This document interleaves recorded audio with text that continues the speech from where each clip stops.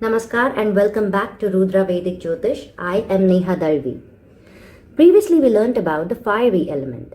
The fiery element and the heat arising out of it melted all the other elements around it, forming the watery element. The fire element has a fixed direction. It always moves upwards. The watery element, on the other hand, moves in the opposite direction to the fiery element. It always moves in the downward direction. When you need to pour water in a glass, you take the water bottle and tilt its mouth in the downward direction so that the water coming out from the bottle gets collected inside the glass.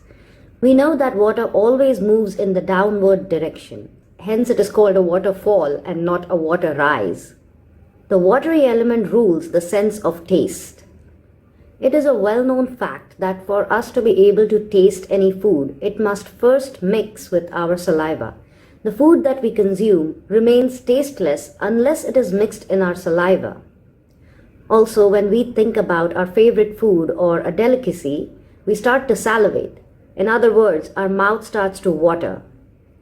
As the mouth starts to water, we tend to smack our lips using our tongue. The body organ that we use in order to taste any food is our tongue. Hence, the tongue is the sensory organ for the watery element. Ayurveda defines we have two types of tongues. One is the upper tongue and the other is the lower tongue. The upper tongue is the one that is in our mouth, which we use to taste any sort of food. The lower tongue are the genitals or the reproductive organs. Hence, genitals are the motor organs for the watery element. Come to think of this, the first ever form of life was also found in water. Hence, the water element is closely connected to reproduction. The basic nature of water is to flow. It takes along with it anything that comes in its way, unless it is contained.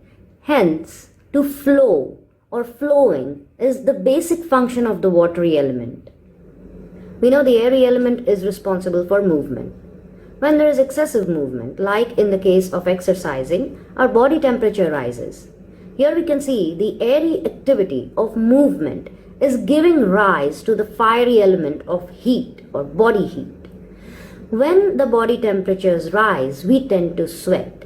Here the fiery element of body heat is being converted to the watery element of sweat. Basically, the function of our body sweat is to control our body's temperatures. So we can say the watery element kind of subsides the fiery effect.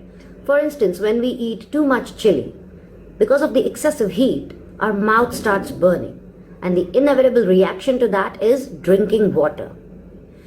If we have a burn injury, then holding the affected areas under running water helps to subside the intensity of the burning sensation.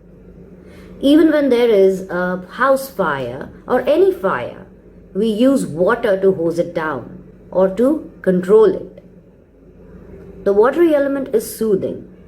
For instance, when we listen to the sound of the sea waves or a waterfall, it kind of gives us a soothing feeling.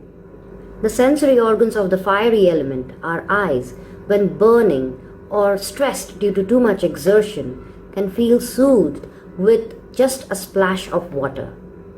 So we can say water is the solution to fiery problems. The key role of water is to calm the aggression. So let's say you know somebody who's very short-tempered. A person with a dominant watery element will be able to calm them.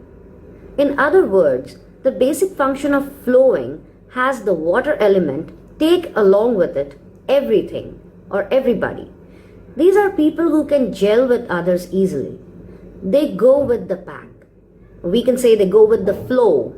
In the same way, when we are feeling thirsty or hungry, we are longing for water and food. Once we have quenched our thirst and sated our hunger, we feel satisfied or at peace. The watery element is said to bestow joy and satisfaction. We feel happy or satisfied when we have fulfilled our desires. Like we are hungry for food, we are also hungry for sexual intimacy. The upper tongue satisfies our appetite for food, and the lower tongue or the reproductive organs satisfy our appetite for carnal pleasures. thus giving joy, happiness, satisfaction, pleasures, content are all features related to the watery element. Our mind has a wandering nature. It can wander at distant places with great speed. Our thoughts also wander at lightning speed. We can say the flow of our thoughts is continuous until we have restricted them to follow a certain direction. The involvement of the mind is essential in everything. Unless we have our mind fixed onto something, we are not able to develop that core interest in that thing. The fastest moving planet is the moon. It represents our mind and the watery element. The moon is like our mother.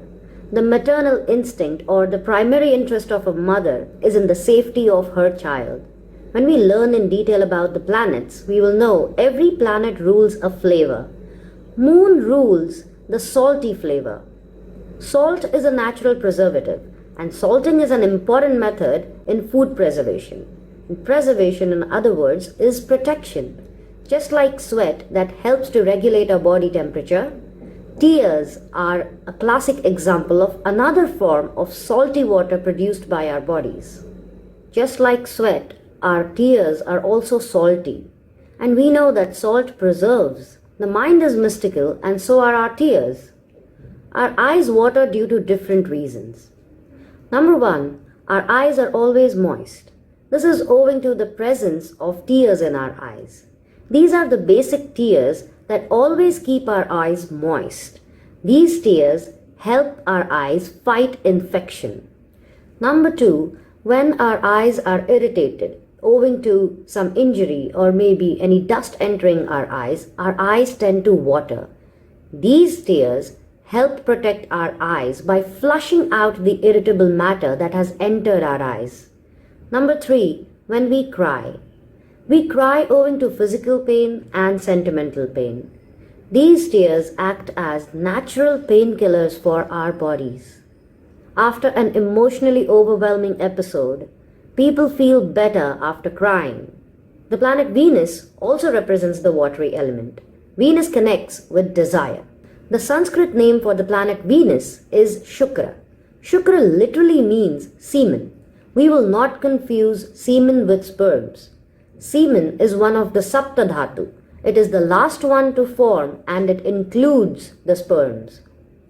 The Saptadhatu in their order of formation are Rasa, Rakta, Mausa, Meda, Asthi, Majja, Shukra. These are water, blood, flesh, fat, bones, marrow, and semen. Shukra is the strongest of the Saptadhatu. It is pure strength. Shukra, when well preserved, is absorbed within our bodies, improving our blood and brain. The more you waste Shukra, you waste more energy. The more you preserve Shukra, it helps build vitality and retain our strength. Shukra, when released in the events of sexual intercourse, carries sperms. These ultimately unite with the ovum, fertilizing it. Thus, the Shukra component is also closely connected to reproduction. The watery signs are Cancer, Scorpio, and Pisces.